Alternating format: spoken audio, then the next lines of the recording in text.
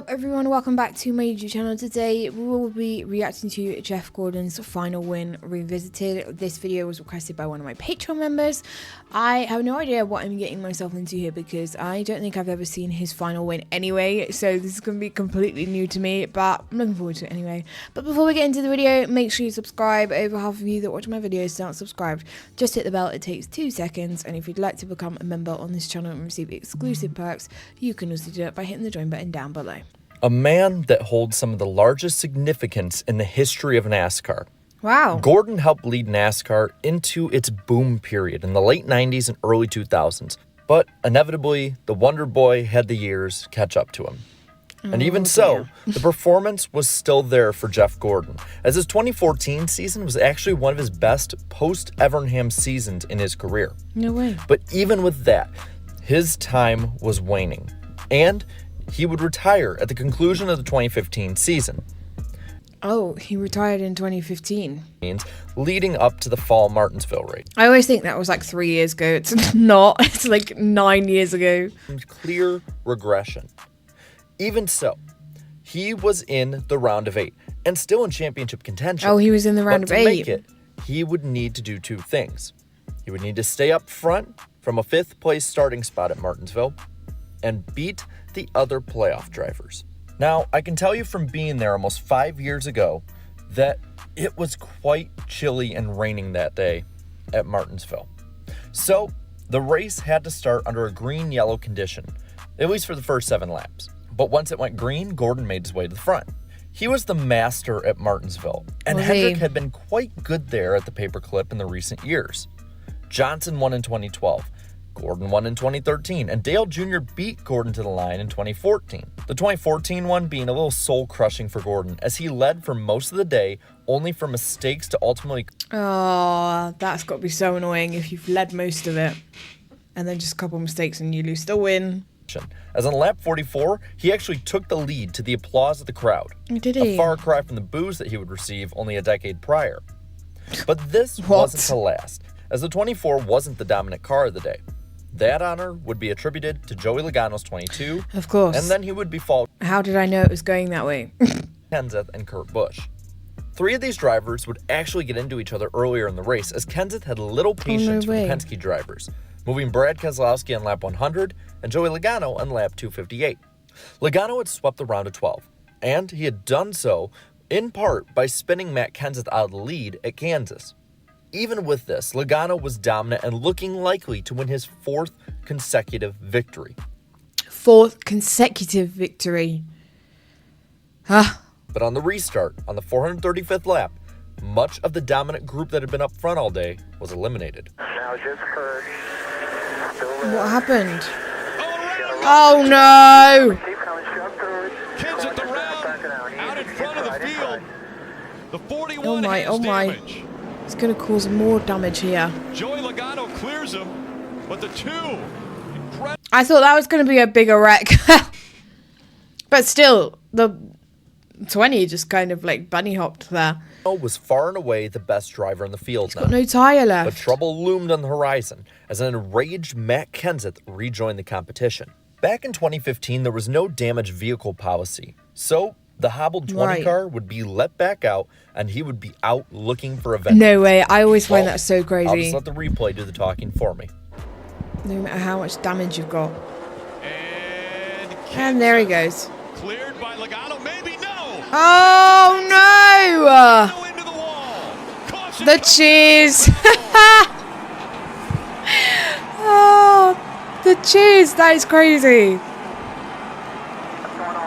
Absolutely insane.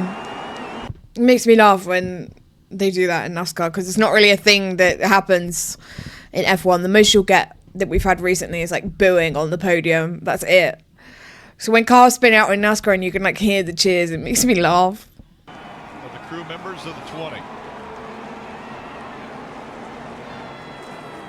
Joey Logano stuck in the grass. They're still cheering. Matt Kenseth was leading. Joey Logano running 2nd. That is so funny. People's hero. You can tell how the fans feel about it.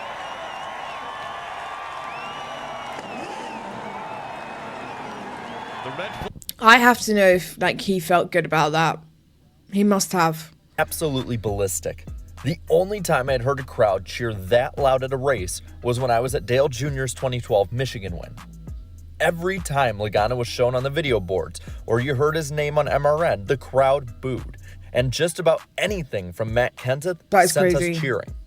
Many from MRN the day after actually accused us of being bloodthirsty and not real race fans. And I'm pretty sure that I speak for everybody who was there that day by saying that they can kiss our ass. That was an amazing moment to be there in person, and you saw it building up as Kenseth slowed down to make sure Logano caught him. Now, glossed over in the controversy at that moment, though, was that Gordon took the lead. And even though he lost it pitting, the AARP 24 car was the new dominant car. With 22 to go, he made his move. Bumper the 47, I think he's got a muscle by. We'll see how accurate that is. He's to the bumper. The rotor's already glowing on the 24, braking hard. The 24 has working for him. There's no pressure from behind. Is he going to do it? He doesn't have to push the issue right now. Oh. Here goes Jeff Gordon. Beautiful. That was a beautiful move. He did not have to make contact. He was able just to easily pass Allmendinger. He didn't want to make contact. He didn't want to cause a potential issue for himself. So Gordon wasn't out of the woods yet, though, as Jamie McMurray was running him down lap after lap. Then, the 18th and final caution flew. One last 18th caution. What? Time around for Gordon. Here we go. Jeff Gordon looking for a storybook ending to the 2015 season. Out of 3 and 4, this win's gonna punch his ticket to the championship. Aww. Gordon wins at Martinsville. That's so beautiful. That's how you fight. That's how you do it. Gets win number 93. Oh, listen to the crowd. Win 93. Where he could get his 5th championship.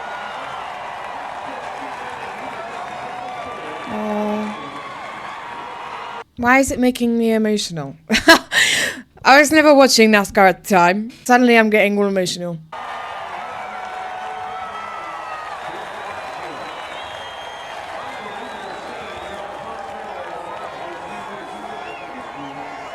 These victory lane interviews, but I have never seen you celebrate like that. yeah! We're going to Homestead! Oh. Most meaningful win of your career, Jeff? It was a joke. I'm coming back next year. I'm just You're going to unretire now? No way, man. No way. Sweetest, most amazing feeling. I'm so proud of this team. You want to talk about home back emotions? Right now, man. Wow, we're going to Homestead, and I can't believe it. What an incredible battle that was. Oh. I'm going to cry. We just stuck with it. With the win, Gordon made it to Miami, competed for a championship, and finished 3rd in points in his final full season. While he came back for 8 races in 2016 for an injured Dale Jr., 2015 Also, he came back in 2016. championship. As for Joey Logano, an early crash at Texas ruined his hopes for the 2015 title, but he would go on to win one in 2018. As for Matt Kenseth, he would be suspended for 2 races after this. He would race for a couple more years, off and on, before 2020 more than likely being his final season. The big takeaway, though, still is that this shows to cap off the great legacy of Jeff Gordon's career and a great bookend to it. Oh. But that's all from me.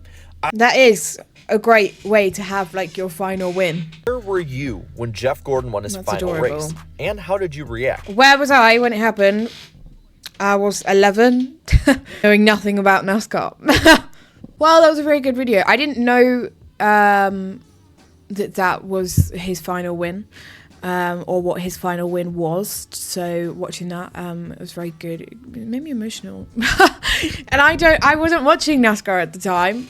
Obviously, it was like nearly 10 years ago. So I would have only been like 11. So, you know, watching that and seeing all the footage, that was pretty beautiful. And it, like I said, it's great that is like your win. Like, it wasn't just like a regular old win. Like, they got him into the final 4, and everyone was so happy and like cheering. The crowd were going absolutely nuts. So it was like a beautiful final win to have. So I really enjoyed that video. So big thank you to my Patreon members for requesting this video. And with that being said, if you have any other videos that you'd like me to react to, drop them in the comments. I'm working my way through everybody's suggestions at the moment. If you did want to check out any other socials or become a Patreon member and get early access to videos like this or top priority over your suggestions, then you can do all of that down below. And if you want to become a member on this channel and receive exclusive perks, you can also do that by hitting the join button down below. But I hope you enjoyed today's reaction, and I will catch you next time for the next one. Bye.